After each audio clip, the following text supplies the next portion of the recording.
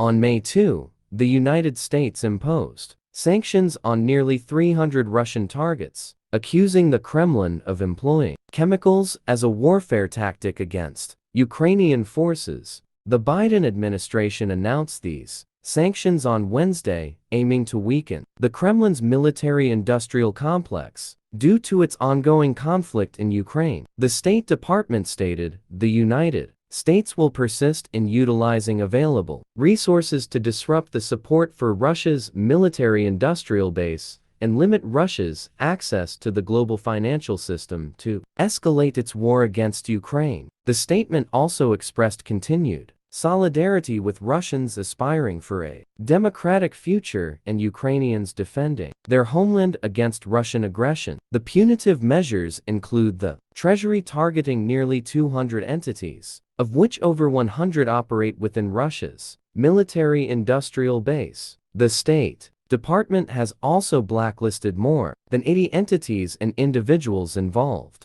in evading sanctions and linked to Moscow's use of chemical and biological weapons. The State Department reports that Russia has used the chemical weapon Chloropicrin against Ukrainian forces, violating the Chemical Weapons Convention. In related news, Ukrainian forces are attempting to prevent Russians from seizing Chasiv Yar amid intensified attacks from Russian troops and drones. The U.S. Centers for Disease Control and Prevention identifies chloropicrin as a soil fumigant previously used as a chemical warfare and riot control agent, notably during World War I. The State Department asserts that Russia's use of this chemical is not an isolated incident and is likely motivated by Russian forces' intent to displace Ukrainian forces from fortified positions and secure tactical advantages on the battlefield. Several Chinese entities were also sanctioned on charges of developing and supplying dual-use aerospace, manufacturing, and technology equipment to Russian companies, particularly those producing items crucial to Russia's defense industrial base.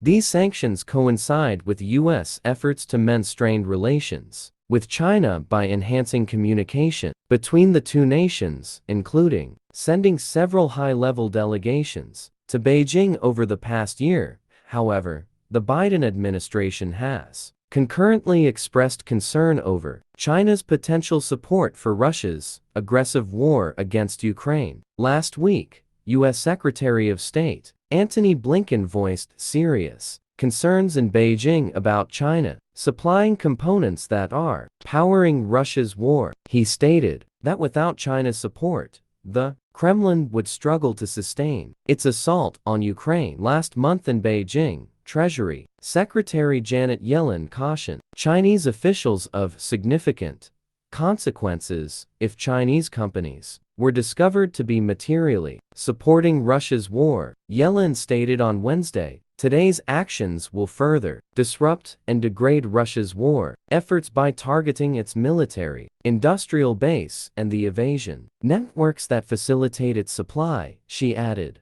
"Our support for Ukraine, combined with our relentless targeting of Russia's military capacity, is providing Ukraine with a critical advantage on the battlefield." Entities in Azerbaijan, Belgium, Slovakia, Turkey, and the United Arab Emirates were also sanctioned for their support of Russia's war effort. In conjunction with the sanctions, the Justice Department filed a forfeiture complaint on Wednesday against the landing gear of a Boeing 737-800 detained at Miami International Airport in September 2023. Prosecutors claim the gear was bought for a Kyrgyz Republic-based transhipper of dual-use items servicing Russia.